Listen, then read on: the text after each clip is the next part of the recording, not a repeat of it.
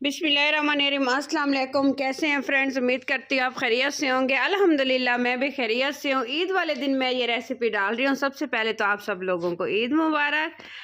बहुत ही सिंपल, बहुत ही easy recipe share कर रही हूँ और बहुत ही मज़ेदार और डिलीशियस है। बड़े और बच्चे दोनों ही बड़े शौक़ से खाएंगे। ये देखें, बहुत सिंपल है। इसको जिस तरीके से मैंने बनाया है, रेसिपी को पूरा देखिएगा, इंशाल्लाह ताला आप लोगों को बहुत पसंद आएगी।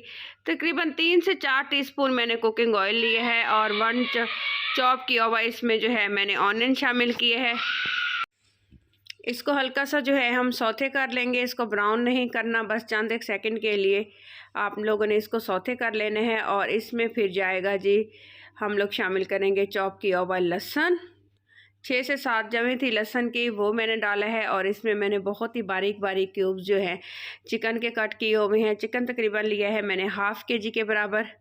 ये देखें, माशाल्लाह माशाल्लाह बहुत ही मज़ेदार और बहुत ही लजीज।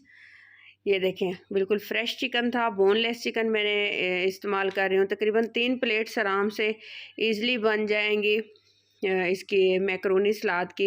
इसको प्रोटीन सैलड भी हम लोग कह सकते हैं। 1 टीस्पून इसमें जाएगा नमक और ½ टीस्पून कुटी हुई लाल मिर्च जाएगी और काली मिर्च का इस्तेमाल करेंगे। अगर आपको स्पाइसेस कम लगें तो आप स्पाइसी सॉस वगैरह का इस्तेमाल कर सकते हैं, क्योंकि इसमें मैं स्पाइस बहुत कम इस्तेमाल कर रही हूँ ताकि इसको सैलड के तौर पे आराम से खाया जा सके। जब हम लोग सर्व करें तो बहुत ज़्यादा स्पाइसी ना हो, तो बाद में आप लोग इसमें स्पाइसी सॉस का इस्तेमाल कर सकते हैं। अच्छे से इसको मिक्स कर लेंगे। चिकन हमारा इसी तरह भुनाई करते करते ही तकरीबन 80% कुक हो जाएगा, क्योंकि चिकन ये बहुत सॉफ्ट होते हैं, बहुत जल्दी गल के तैयार हो जाते हैं। और इसमें मैंने जो है एक जो है दरमियाने साइज़ का पोटैटो कट किए है, उसको इसकी जूलियन कटिंग रखी है। जूलियन कटिंग में इसको जो है मैंने कट करके इसमें शामिल कर दिया, ताकि ये इसकी लुक भी खूबसूरत आए और टेस्ट भी इसका बहुत मज़े का लगे।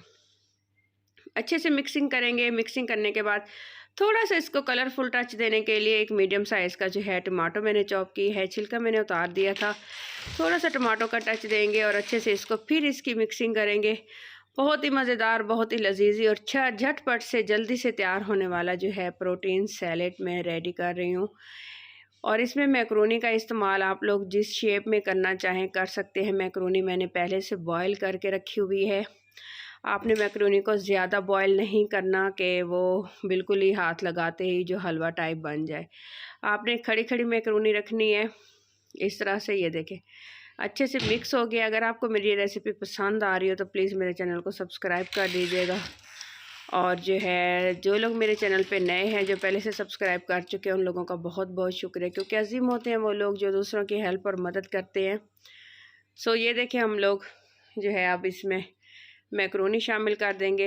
ये देखें, ये तकरीबन हाफ़ कुक हुई और अच्छे से मिक्स करेंगे और हल्का सा दम लगाएंगे तो मज़ीद जो है चिकन भी पक जाएगा और मैक्रोनी भी पक जाएगी। ये देखें, बहुत मज़ेदार, बहुत लजीज। आप ये बच्चों को जो है लंच बॉक्स में भी ईज़िली तौर पे दे सकते हैं।